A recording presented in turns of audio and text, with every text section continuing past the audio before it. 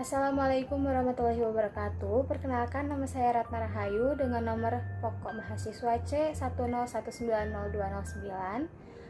Video ini merupakan tugas dari pertemuan 8 mata kuliah Akuntansi Keuangan Menengah 1 dengan dosen pembimbing Ibu Anissa Nurfitriana.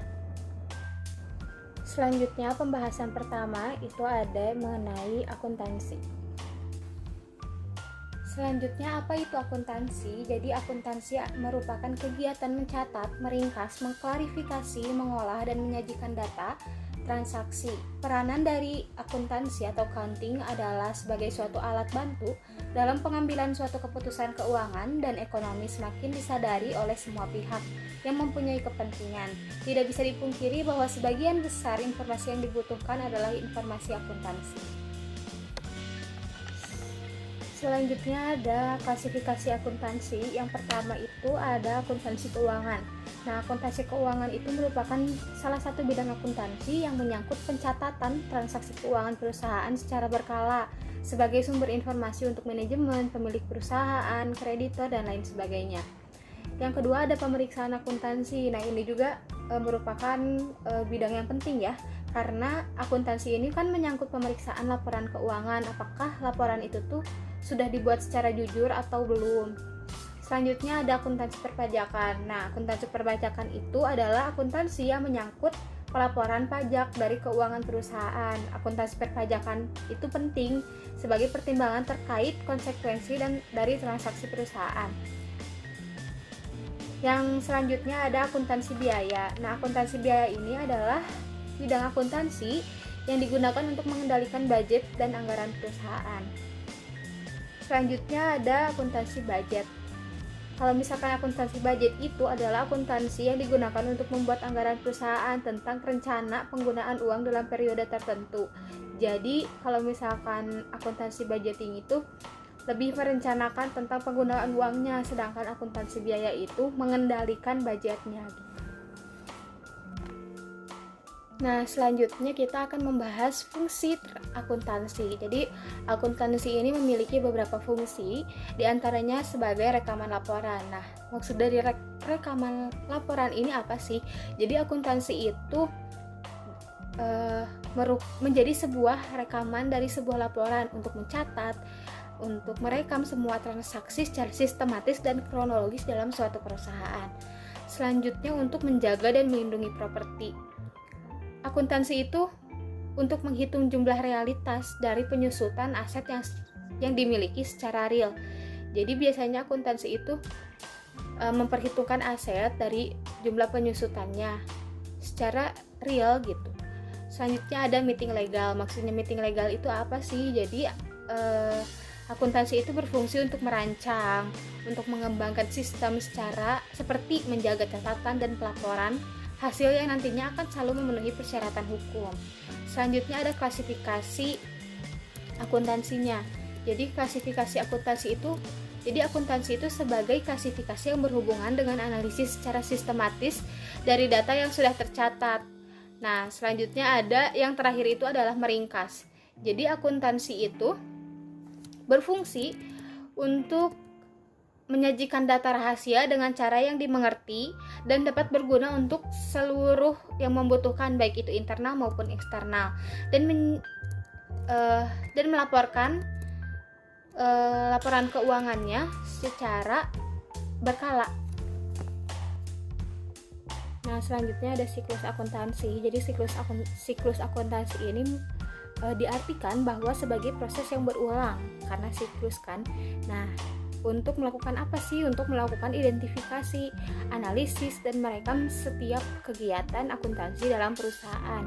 Nah, siklus dalam akuntansi ini dilakukan secara kurun waktu 1 tahun. Jadi siklusnya ini ada pengumpulan bukti transaksi dulu, pembuatan jurnal, pemasukan buku besar, pembuatan raca saldo, menyusun jurnal penyesuaian, menyusun laporan keuangan, terus menentukan jurnal penutup. Dan itu terjadi secara terus-menerus dan secara berkala di proses siklus akuntansinya itu. Nah, selanjutnya untuk jurnal umum. Jurnal umum ini merupakan sebuah jurnal yang dipergunakan untuk tempat melakukan pencatatan bagi segala jenis transaksi, bagi seluruh transaksi keuangan yang muncul akibat terjadinya berbagai transaksi keuangan perusahaan dalam periode tertentu. Nah, pada umumnya jurnal umum ini dipergunakan dalam perusahaan jasa karena pada prinsipnya segala transaksinya dapat dicatat secara kronologis, sedangkan pada akuntansi perusahaan dagang biasanya lebih efektif untuk menggunakan jurnal khusus. Nah, untuk membuat jurnal umum biasanya harus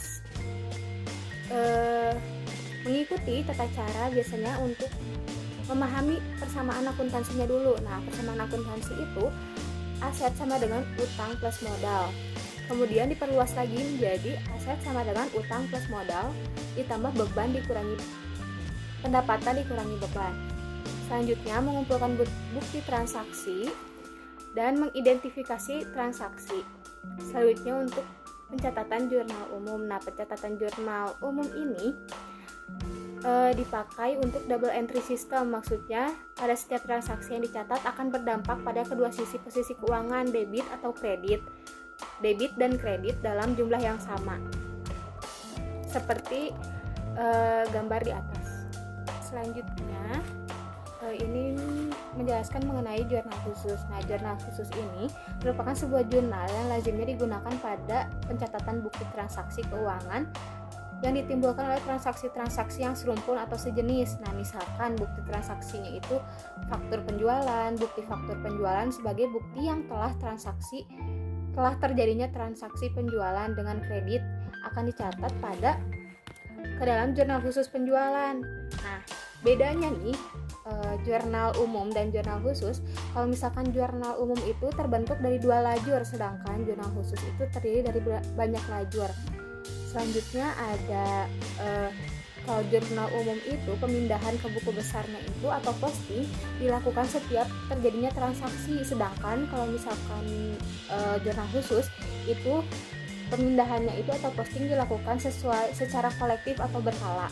Nah, jika jurnal umum itu semua jenisnya itu harus dicatat secara kronologis, sedangkan jurnal khusus itu transaksinya itu dicatat yang sejenis dan yang sering terjadi saja.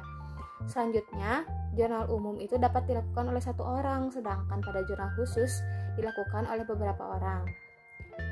Jurnal umum juga hanya pada perusahaan jasa dan perusahaan dagang kecil yang transaksinya sedikit, sedangkan pada jurnal khusus itu dilaksanakan oleh perusahaan yang besar dan perusahaan dagang besar yang transaksinya banyak.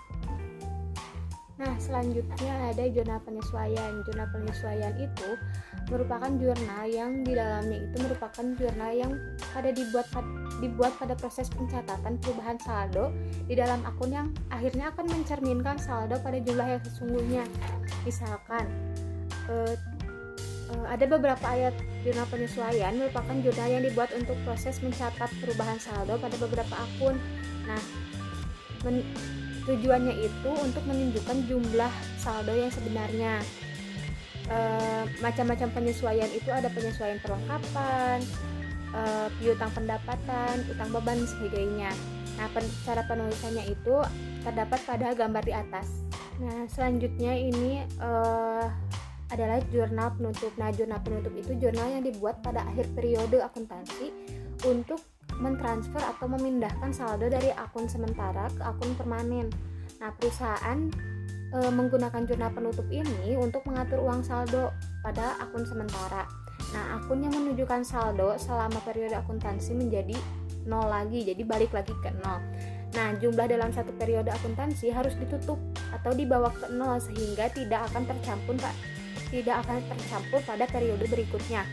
Dengan melakukan hal tersebut, perusahaan memindahkan saldo-saldo ini ke dalam rekening permanen di neraca. Akun permanen ini menunjukkan keuangan lama perusahaan. Jadi, perusahaan itu biasanya memiliki 2 saldo, ada saldo sementara dan saldo permanen. Nah, saldo sementara itu adalah jurnal atau saldo-saldo yang dilakukan pada tahun terkait. Nah, ketika tahun terkait itu telah selesai, saldo itu akan ditransfer ke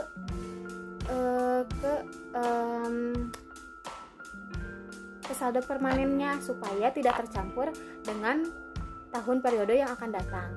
Selanjutnya ada jurnal pembalik. Nah, jurnal pembalik ini adalah jurnal untuk membalik jurnal penyesuaian yang menimbulkan akun-akun neraca.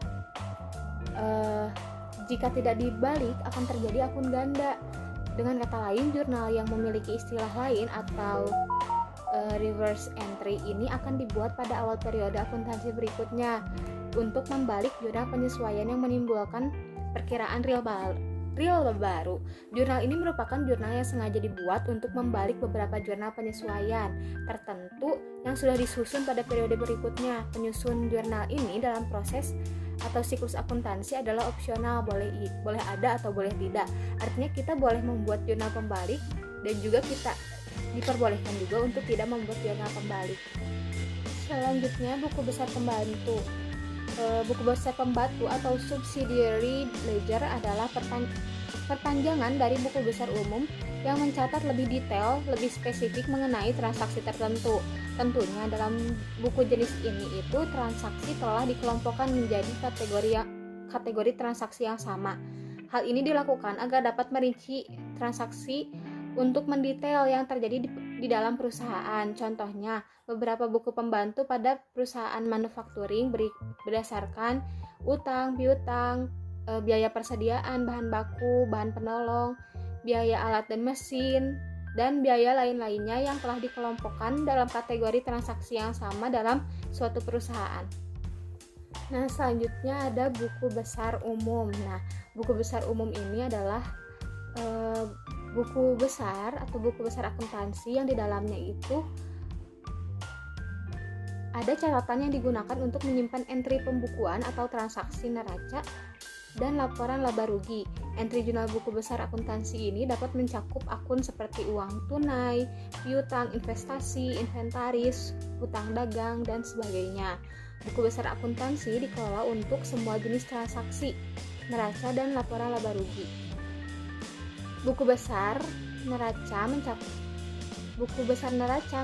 buku besar aset seperti kas atau piutang. Sedangkan buku besar laporan laba rugi itu mencakup pendapatan dan biaya. Buku besar akuntansi digunakan untuk menghasilkan laporan keuangan utama. Laporan laba rugi, laporan arus kas, neraca untuk perusahaan. Posting ke buku besar akuntansi adalah proses pembukuan untuk mencatat kredit dan debit untuk sebagai kumpulan bagan-bagan akun yang merupakan tempat semua jenis entry jurnal akuntansi berakhir. Selanjutnya kita akan membahas mengenai laporan keuangan dalam akuntansi. Laporan keuangan pertama itu ada laporan laba rugi. Nah, laporan laba rugi ini merupakan perpaduan antara pemasukan dan pengeluaran yang harus dikeluarkan oleh perusahaan yang bersangkutan.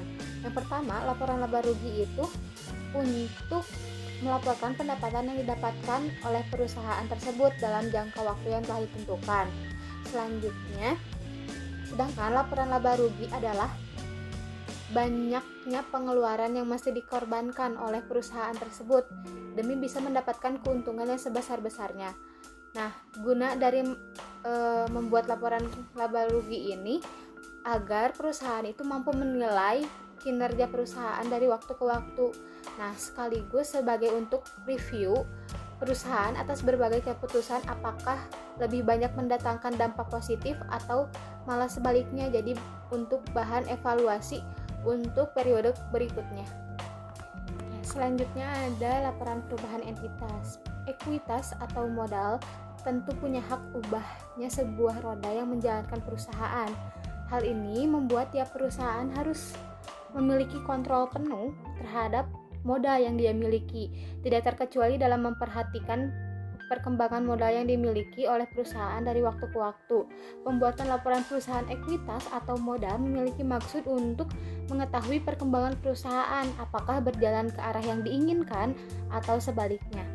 Di mana hal ini dapat dilakukan dengan melihat hak kepemilikan modal dari perusahaan tersebut, tentu dengan jumlah periode yang sudah ditentukan. Struktur pembuatan laporan sendiri terdiri dari investasi, saldo laba dan rugi hingga kepemilikan pribadi. Nah, untuk mengetahui modal akhir dari suatu periode, kita harus mengurangi modal awal periode, dikurangi tambahan investasi selama periode dan laba bersih selama periode berjalan, lalu dikurangi penarikan atau kenaikan pada entitas pemilik. Nah, setelah itu akan didapatkan modal akhir pada periode tertentu. Laporan keuangan selanjutnya ada neraca. Jadi laporan neraca yang diperlukan sebuah perusahaan itu terdiri dari 3 hal yang paling utama. 3 hal itu adalah aktiva, kewajiban, dan modal, di mana 3 hal ini disebutkan barusan haruslah berada pada ukuran yang seimbang baik kebaikan perusahaan itu sendiri.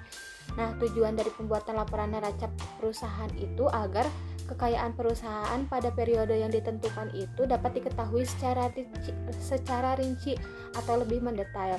Hal tersebutlah yang membuat laporan neraca perusahaan harus disusun secara sistematis dan juga kronologis. Nah, untuk laporan neraca itu harus disajikan mulai dari aktiva lancar, kewajiban, dan modal. Dan jumlah aktiva dan kewajiban dan modal itu harus balance atau harus sama.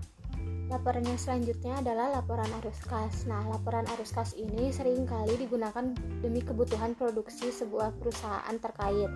Untuk itulah harus dibuat secara laporan baku yang menjelaskan secara detail dan juga rinci tentang kas perusahaan, mulai dari aliran kas yang masuk ke perusahaan hingga aliran kas yang keluar dari perusahaan. Tentunya hitungannya tergantung pada periode yang diinginkan. Nah, dalam laporan arus kas ini terdapat 3 aktivitas laporan arus kas. Yang pertama ada aktivitas operasional atau aktivitas rumah tangga yang biasanya terdiri dari aktivitas-aktivitas yang biasanya dilakukan dalam perusahaan. Yang kedua adalah aktivitas investasi. Nah, aktivitas investasi ini adalah aktivitas yang dilakukan terkait dengan aset-aset yang jangka panjang. Selanjutnya ada aktivitas pendanaan. Nah, aktivitas pendanaan ini terkait dengan hal-hal yang bisa menambah atau mengurangi dana dari sebuah perusahaan. Ya, laporan yang terakhir adalah catatan atas laporan keuangan. Untuk laporan yang terakhir ini bisa dibilang adalah rangkuman dari semua laporan yang telah dibuat sebelumnya. Hal tersebut disebabkan karena catatan atas laporan keuangan merupakan sinergi dari laporan neraca, laporan arus kas, hingga laporan realisasi anggaran yang dibuat dengan metode naratif. Jadi, dibuatnya itu dengan metode naratif, misalkan per bab ya. Untuk tahun anggaran 2017, pada bab 1 maksud dan tujuan penyusunan laporan keuangannya dijelaskan secara naratif. Landasan hukum dan sebagainya dijelaskan secara naratif. Selanjutnya adalah hubungan antara laporan keuangan. Jadi, laporan keuangan secara menyeluruh menyajikan berbagai informasi tentang kegiatan perusahaan selama periode waktu tertentu dalam angka-angka masing-masing. Laporan keuangan antara yang satu dengan yang lainnya memiliki peran yang berbeda-beda, dengan sudut pandang dan fokus penyajian yang berbeda-beda pula. Dengan demikian, maka satu laporan tidak bisa menggantikan laporan yang lainnya. Laporan laba rugi, laporan perubahan modal, dan neraca mencerminkan hubungan artikulatif. Laba atau rugi tersaji di laporan laba rugi menjadi bagian di laporan perubahan entitas. Selanjutnya, saldo akun entitas yang tersaji di laporan perubahan ekuitas tercantum di neraca, khususnya di elemen ekuitas. Sedangkan laporan arus kas tercantum terkait dengan salah satu yang terdapat di neraca juga, yaitu akun kas. Penyajian elemen-elemen persamaan akuntansi di laporan keuangan adalah sebagai berikut.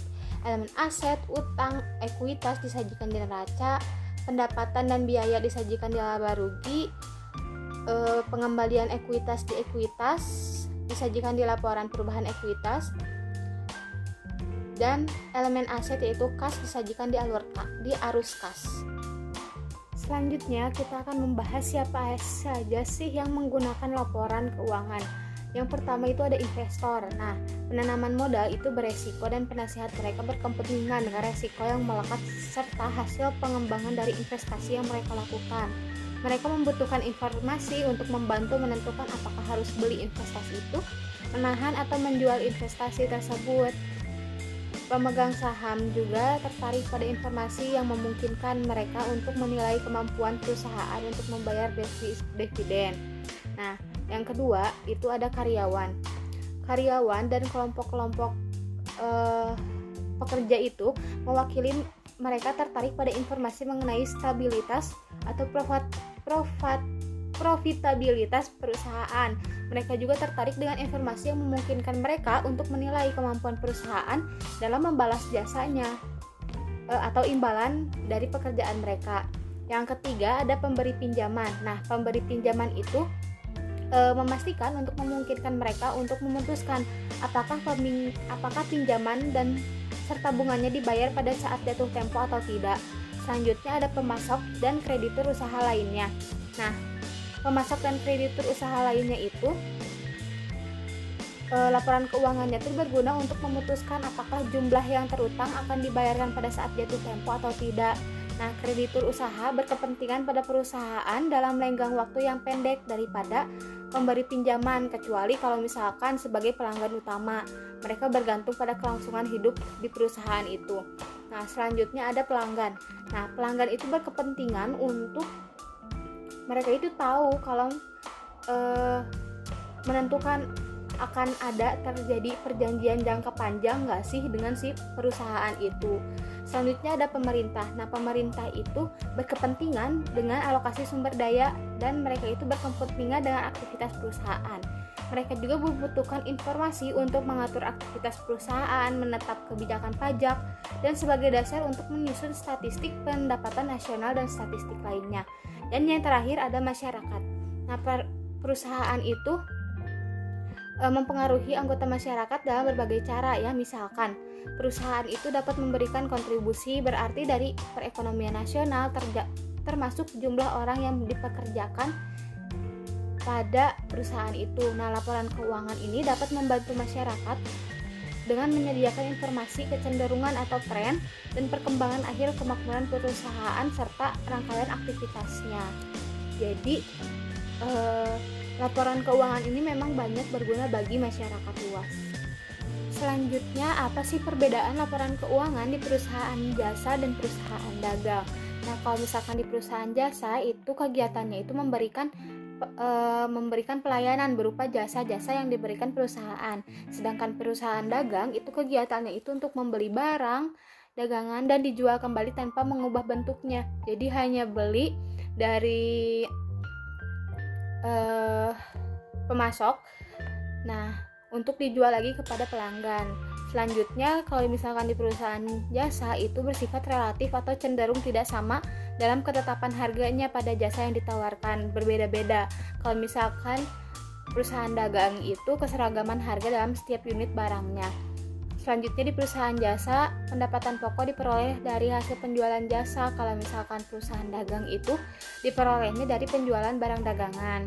Selanjutnya ada kalau misalkan perusahaan jasa itu laba usaha pokoknya diperoleh dari hasil penjualan jasa dikurangi biaya-biaya. Kalau misalkan dari perusahaan dagang, laba usaha pokoknya itu diperoleh dari penjualan bersih dikurangi harga perolehan dari biaya-biaya. Selanjutnya, akun-akun yang timbul sesuai dengan kegiatan di perusahaan jasa itu ada pendapatan jasa dan beban, sedangkan di perusahaan dagang itu lebih banyak. Ada pembelian, retur pembelian, potongan pembelian, beban angkut pembelian, penjualan, retur penjualan, potongan penjualan, beban angkut penjualan, dan persediaan barang dagangan seperti itu. Untuk menghitung harga pokok penjualan dalam perusahaan dagang itu kita harus menentukan 3 tahapan. Yang pertama menentukan pembelian bersih. Nah, pembelian bersih ini penjumlahan antara pembelian dan biaya angkut pembelian dikurangi dengan jumlah pembelian dan potongan pembelian. Rumusnya ada di PPT di sebelah. Selanjutnya, untuk menghitung barang tersedia untuk dijual itu penjumlahan antara persediaan awal barang dagang dengan pembelian bersih.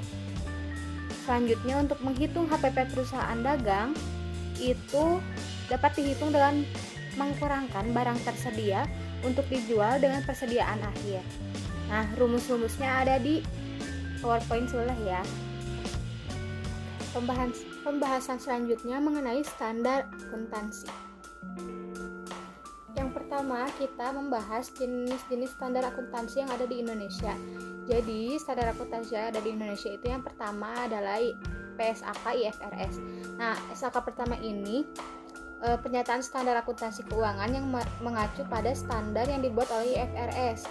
PSAK IFRS juga merupakan nama lain dari SAK terbaru yang dibuat dan diterapkan IAI pada tahun 2012.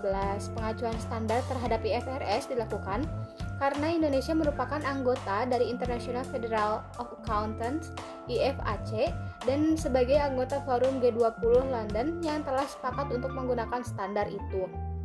Nah, beberapa prinsip dasar akuntansi yang diterapkan oleh IFRS adalah pentingnya interpretasi dan aplikasi atas laporan keuangan yang dibuat, adanya penilaian dan evaluasi apakah laporan tersebut telah mencerminkan realitas ekonomi, serta dibutuhkan professional judgment atau audit yang diterapkan SAK.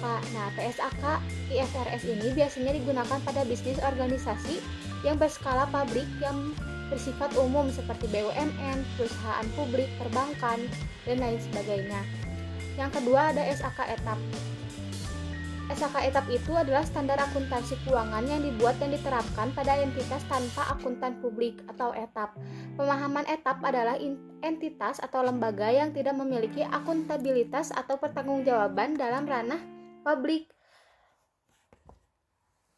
Nah, SAK etap juga merupakan bentuk sederhana dari PSAK IFRS yang biasanya digunakan pada perusahaan kecil hingga menengah yang membuat laporan keuangan umum untuk pihak eksternal. Selanjutnya ada PSAK syariah. Nah, kalau misalkan PSAK syariah itu standar yang dibuat untuk lembaga yang menggunakan basis syariah. Nah, PSAK syariah ini dibuat oleh Dewan Standar Akuntansi Syariah berdasarkan dengan fenomena tumbuh dan berkembangnya lembaga syariah di Indonesia.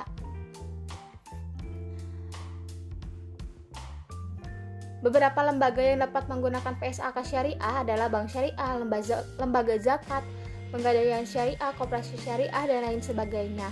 Yang keempat ada SAP. SAK yang terakhir, SAP ini diterbitkan oleh Komite Standar Akuntansi Pemerintahan yang telah ditetapkan oleh peraturan pemerintahan. Semua lembaga pemerintahan, baik yang berada di pusat maupun daerah, harus mengacu pada SAP dalam membuat laporan keuangan pemerintahan pusat dan laporan keuangan pemerintahan daerah. Dalam SAP ini terdapat 4 laporan pokok yang dibuat, yaitu laporan realisasi anggaran, neraca, laporan arus kas, laporan atas laporan keuangan, dan lain sebagainya. Selanjutnya apa sih perbedaan yang mendasar dari SAK dan IFRS? Nah, SAK itu bersumber dari PSAK nomor 1 tentang penyajian laporan keuangan, yang neracanya itu memerlukan penyajian aset lancar maupun aset tidak lancar, kecuali untuk industri tertentu seperti bank. Untuk laporan kinerja keuangannya itu laporan laba rugi sama seperti IFRS, tetapi ada perbedaan rincian pada item yang disajikan pada laporan pendapatan yang diterima di muka. Selanjutnya untuk laporan arus kas sama dengan IFRS, tetapi dalam perbedaan entitas harus menggunakan metode langsung. Selanjutnya untuk pengungkapan signifikan tentang asosiasinya, pengungkapan yang kurang dibandingkan dengan IFRS, informasi yang signifikan aktiva, kewajiban, pendapatan, dan hasil yang tidak diperlukan. Berbeda dengan IFRS itu bersumber dari Presentation of Financial Position yang menyajikan penyajian bukan aset lancar maupun aset tidak lancar, hanya dia penyajian likuiditas secara relevan yang dapat diandalkan untuk item tertentu. Laporan kinerja keuangannya itu berupa laporan laba rugi komprehensif. Dalam laporan laba rugi komprehensifnya itu tidak memiliki format standar seperti pengeluaran, harus disajikan dalam memilih salah satu dari 2 format.